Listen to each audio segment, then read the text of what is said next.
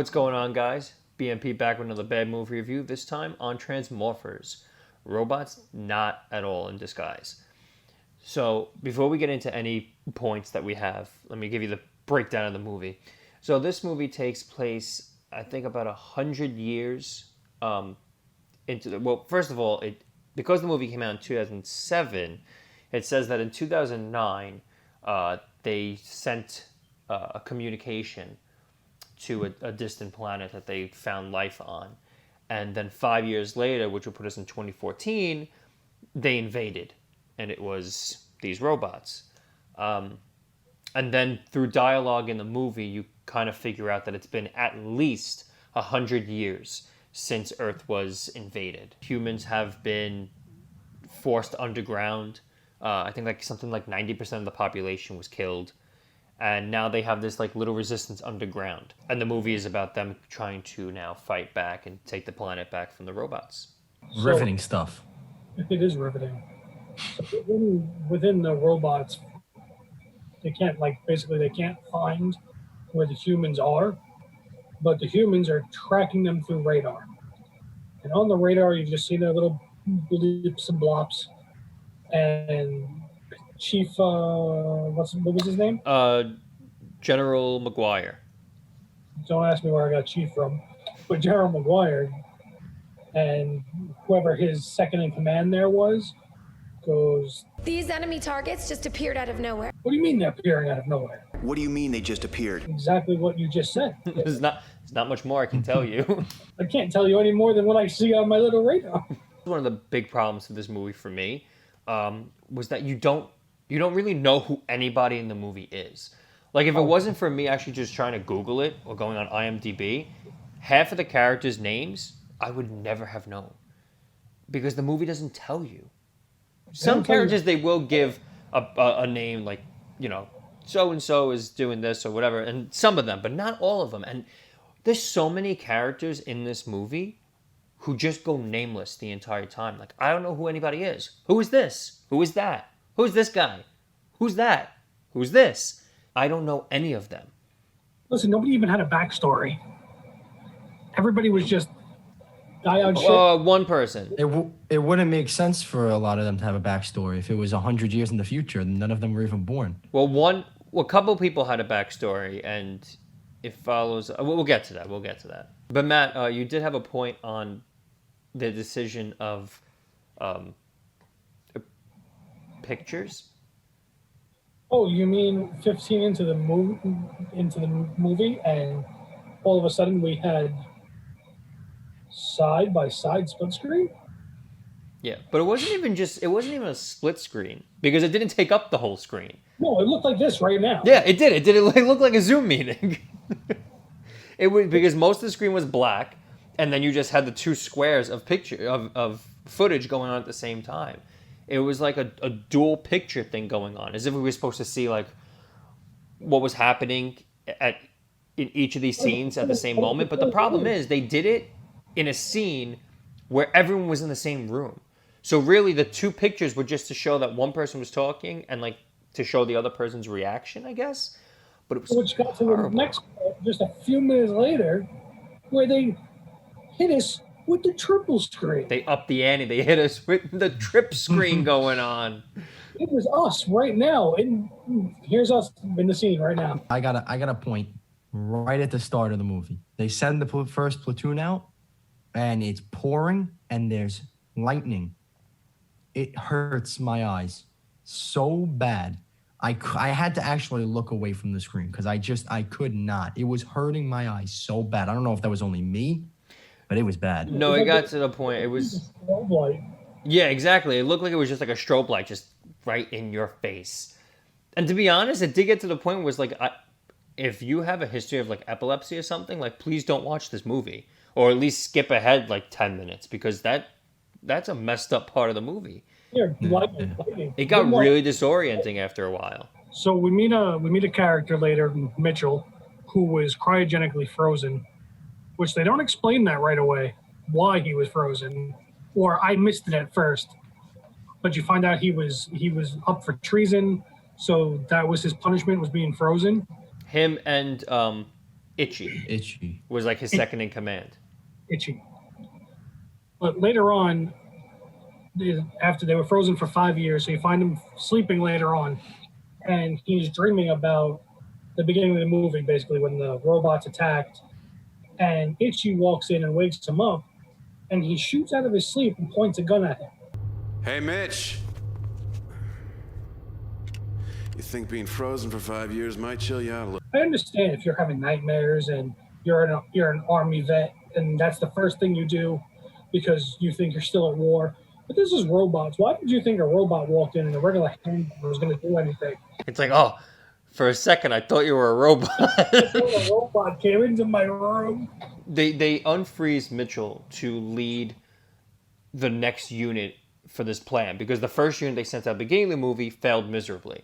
So now they said, like, we need this guy because he's the only one that's going to be able to get the job done. So they unfreeze Mitchell, and then he, by request, wants to unfreeze Itchy because he feels like, you know, he needs his guy. So they start recruiting a new team. First of all, we have to discuss that horrific excuse for a fight scene when he starts training the new recruits, and he tells them, like, hit me, you know. Now then he says, all of you, hit me, and that's when we get this horrible. It's slow, and then it's purposely like draggy footage, and then it's normal, and it's just it's a horrible mess. Oh my god! Like, I don't know why they couldn't just film a regular fight scene. And this is the Asylum. Like, we've seen other Asylum movies, and they've had, like, I mean, look, it's not, you know, crazy good, but it's much better choreography than this. Like, I don't know why they thought that this was this a stylistic choice? Because it was terrible. We saw better fight scenes last week with Lord of the Elves. You don't mention that movie anymore. We don't talk about that movie here. So even Orcs had better fight scenes. Yeah. When Orcs was awesome. When the first wave of, like, new recruits fail, he says, like, you know, we have to enlist, like, real deal people here. So he starts enlisting, like, the other commanders of the different units and squads of the resistance. And one of them is Lux. She is the leader of, I think, the air combat unit. And after you find out that later on. Yeah. So she's in it, and a couple of her lieutenants, I think, are also part of this unit that's going with Mitchell. And there's a part where I guess they go back to their bunk room, and the rest of their team there was going through their stuff.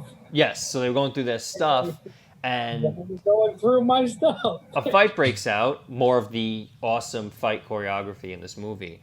And then Lux walks in, and she gets them to stop. The highest rank in the room besides Lux is this girl. I don't think we ever learned her name. They just call her Captain. And Lux asks her, like, what the issue is. And when she tells her, Lux gives her this little baby smack. And then another fight breaks out between them. The whole scene is a mess. I feel like how this scene with Lux and them was a mess, that spoke for the whole movie. I felt like the whole movie was a mess. So the new plan that they tell Mitchell about is to alter the fuel cell of one of the robots, because I guess it works like a hive mind communication. So if they can alter this one fuel cell, they can get all the robots to shut down. But they need to first subdue one of the robots, but keep it alive. And they do. They get one, and they start working on it. But when they open him up, he's not full robot. He does have organic material in him. And they find out, they pretty much consider it like cyber-organic. So it makes the mission a little bit harder.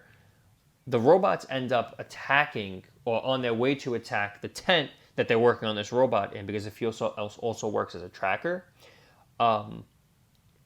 And finally, Mitchell convinces them that they have to leave. Like, drop the robot, leave him here, we gotta go. But they made it sound like, okay, like, yeah, they were crunched for time, but they were still at least escaping. But then they cut to a zoom out shot of the tent, and they're walking away. The robots are already on the tent. Like, they were already there, already attacking it. One robot, like, stepped on it, I think, or almost stepped on it. Like, what? Like, it just seemed really off for me.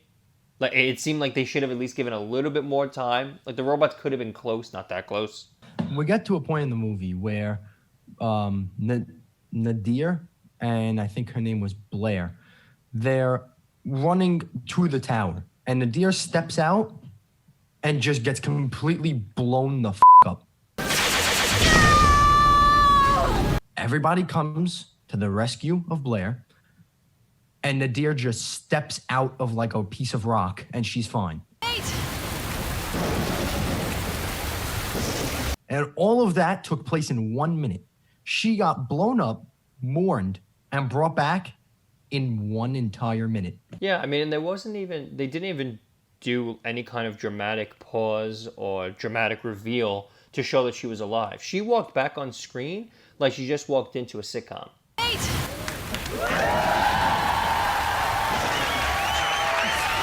Like, it was that, like, just whatever. We find out that Mitchell, ready for this reveal, is actually a robot himself.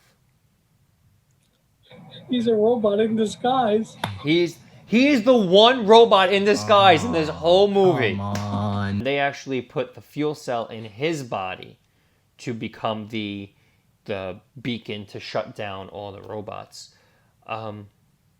And he does. And he dies. After he dies, we get a flashback of all his memories of his girlfriend. Not from the past 5 years, not from the past 10 years, or when they were together, from the past hour and a half of the movie. Nadir and Mitchell used to date or used to be in love, or they never actually like specifically say exactly what their history was, but when he's dying, he gets these flashbacks of Nadir, but like Matt said, it was never showing them on a date, even though they're in this underground like Matrix rebellion kind of thing. They never, like, it wasn't a flashback of them on a date. It wasn't a flashback of them laying in bed together, laughing together. It was nothing of their past relationship before he got frozen. It was just whatever we saw of her in the movie. Whatever scene Nadir was in the movie is what his flashbacks consisted of. So, good on you there. The movie ends with Mitchell sacrificing himself to shut down all the robots. And we fade to black and roll credits. So we faded to sun, and the girl standing there looking up at the sky with the airplane going by. Yeah, and then we fade to black and roll credits. And I gotta say, I mean, the movie had action. You know, there was a lot of interaction between the humans and the robots. But for some reason, it just didn't hit with me. Like, I've never watched such an action-packed movie and been so bored watching it. And that's really like a strange feeling, because you almost feel like it's just incorrect. You know, like it shouldn't be that boring. Let's just get right into the ratings now. Chris, we'll start with you. A big fat fucking B. This gets a B from me. Not an F. You're very generous with your rating. This gets a B from me. Matt, how about you? Okay. That's all. This movie is going to get an F from me. But not the same F as Lord of the Elves did. Like, that was like, I'm angry for watching this movie F. This one is more like, I'm broken. You know, this is an I'm broken F. Because like I said, like it had action, but I was still so bored. And the whole movie was just a mess. You only knew a handful of the characters that you saw on screen, and they weren't all just like background characters. A lot of them had like a decent amount of lines, a decent amount of screen time, and you still never found out their names, you know? And they all just evolved into doctor, scientist, one of the commanders, a captain. You never knew anybody. Sir. Yeah, you never actually knew anybody. So the whole movie was just such a mess. So it has to be an F from me too. That's all right. So at least we know what we're going in for next week. So absolutely, and that segues into our next one. Next week we are tackling Transmorphers: Fall of Man, which is a prequel. It came out a couple of years after this one, and it acts as a prequel, I think, to show us how the invasion actually went down, like what happened to force mankind underground. So great. Hopefully they learn something in a couple of years to not make it so bad. I doubt it. So as always, guys, like the video if you liked what we had to say. If you watched this, comment down below. Let us know what you thought of the movie. Share the video with your friends. Subscribe to catch more of these bad movie reviews every week. Because like I said, we're not going anywhere. But until next time, I'm Anthony. All right. Chris. And we'll see you later.